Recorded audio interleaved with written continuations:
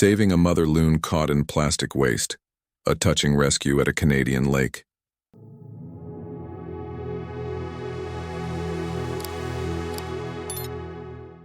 The first sign was unusual stillness. At dawn, the lake in central Ontario usually carried soft ripples of movement, loons calling across the mist, wings brushing the surface before diving for breakfast. But this morning, one loon floated near the reed line motionless. Her speckled back rose only faintly with breath, and her head leaned toward the water as if listening for something that never came. The shoreline was quiet. A thin drizzle hung in the air, muting the colors of pine and stone.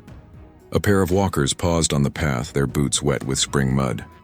They knew loons well. This stillness was not right. Loons were restless creatures, always sliding beneath the surface, disappearing before reappearing somewhere unexpected.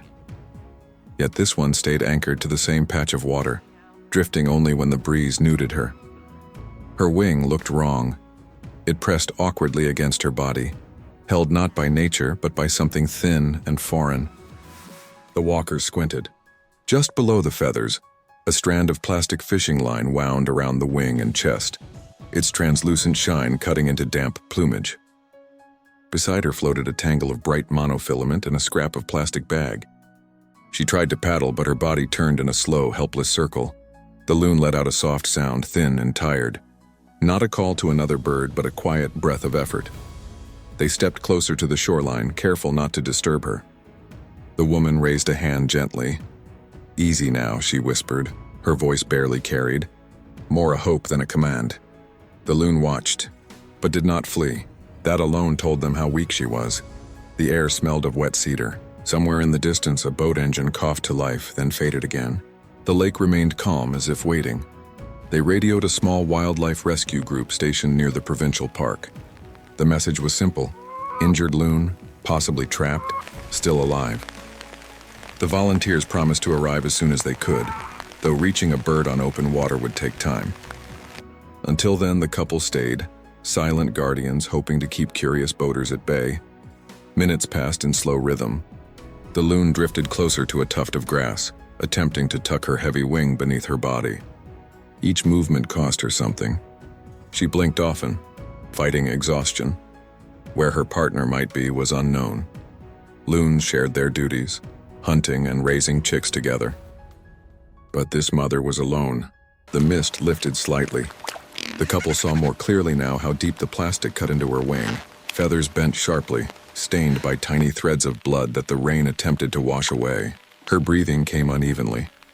A soft wind pressed small ripples against her side as though urging her toward safety. She tried to dive, instinct stronger than pain, but the tangled line dragged her back. Her head slipped beneath the surface for a moment, then rose again with a shiver. The woman stepped to the water's edge. "We're here," she murmured. Just 6 words carried carefully. The loon quieted, her red eyes watching. Other shapes moved above, 3 gulls drifting overhead, curious and calm. Farther out, 2 mallards paddled near a cluster of fallen logs. The world continued, but in this small circle of water, everything seemed held in place. Eventually, the volunteers arrived, a small motorless canoe to keep the approach silent. Their paddles entered the water with slow, measured strokes. The loon turned her head slightly but did not resist. Survival instincts had long been dulled by fatigue. The rescuers stayed low, scanning her condition. They spoke softly, deciding how to draw closer without frightening her deeper into the reeds. The walkers stepped back, giving space. One of the volunteers dipped a net shallowly into the water, not to trap, but to guide, forming a gentle boundary. The loon shifted weakly, trying to move away. Yet her body circled in the same motion, tethered by the plastic. She let out a faint tremor of sound, fear mixed with surrender. Rain eased. The lake seemed to hush. Here, in a quiet corner of Canada, where wild things rarely asked for help, a mother loon waited, tangled, tired, and still afloat only because the water refused to let her sink. The moment held its breath. This would not be simple. But she was no longer alone. The canoe slid toward the injured loon with almost no sound. Morning clouds pressed low over the Ontario lake, softening the water to a dull gray. The mother loon barely moved, her wing still trapped in clear plastic line. Every attempt to paddle pulled the knot tighter. Two volunteers knelt low, careful and steady. One eased a net beneath the surface, not to trap but to guide. The other reached toward the loon, dipping fingers into the cold water first. The loon shivered, feathers trembling with exhaustion. "Easy, girl," he whispered. The plastic was wrapped tightly around her wing and chest, mixed with a scrap of old bag. Feathers were bent, skin rubbed raw. Slowly, the woman lifted the tangled wing, her hands numbing in the cold. The loon didn't fight. She no longer had the strength. Rain pattered lightly against the canoe. Pines stood silent along the shore. The lake seemed to lean closer. They brought out small rounded scissors, safe tools worn from use. Bit by bit, they clipped the line. Each cut released a touch of pressure. The loon adjusted slightly, testing for freedom, then settled again. The volunteers worked slowly, careful not to pull or scrape. The line was slick and stubborn, but patience held. When the last tight knot was reached, the woman paused. It sat close to the wing joint, buried beneath damp feathers. She slid the scissors gently underneath and snipped. The final thread gave way. The loon sagged in their hands, her wing now free but weak. A thin streak of blood washed into the lake, carried off by the cold water. They pressed a soft cloth lightly against the wound, then guided her into a padded box at the center of the canoe. She resisted only for a moment, circling once before curling down, exhausted. The man gathered the plastic carefully, no piece left behind. The canoe began its quiet trip back to shore. The loon rested, eyes half closed, feathers lifting with each slow breath. Rain made gentle rings on the water around them. The lake, once still with worry, now carried a quiet relief. The mother was hurt, but free. The next steps would mean everything. By afternoon, the rain eased. At the small wildlife center near the lake, the mother loon rested quietly. Her freed wing lay tender beneath drying feathers, but the strain that once held her was gone. Caretakers cleaned her wound, offered warmth, and waited. She responded with stillness, strength slowly returning. When her breathing grew steadier, they carried her back to the water in the same padded box. The canoe moved gently across the lake, ripples spreading in soft rings.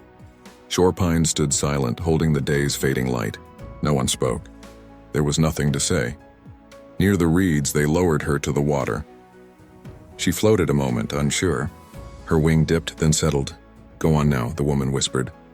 The loon pushed forward, one slow kick at a time. The cold wrapped around her, familiar and forgiving. She drifted toward deeper water. Her wing still held stiffness, but it moved without pain's tight pull. A call broke from across the lake, a long, wavering note. The mother paused, turning toward it.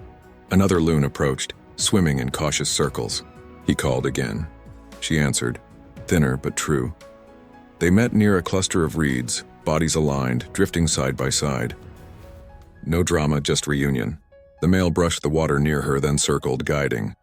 Together they swam toward open water, their forms returning to the world that waited for them.